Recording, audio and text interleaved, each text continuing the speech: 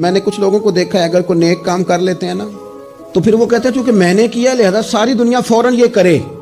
آپ یہ کیوں نہیں سمجھتے کہ رب نے آپ کو توفیق دی ہے تو آپ عاجز ہو جائیں اللہ کے بندے, آپ عاجزی اختیار کریں.